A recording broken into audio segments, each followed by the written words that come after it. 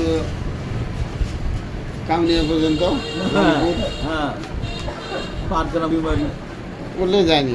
গেছি।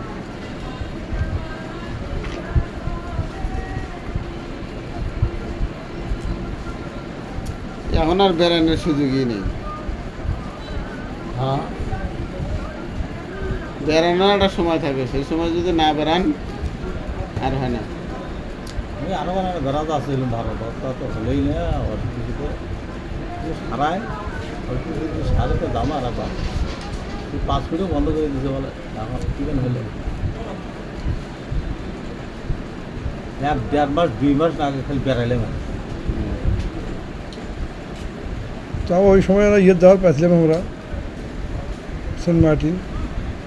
না Saint Martin তা দেখা হলো নির্ঝুম যুগ ছিল।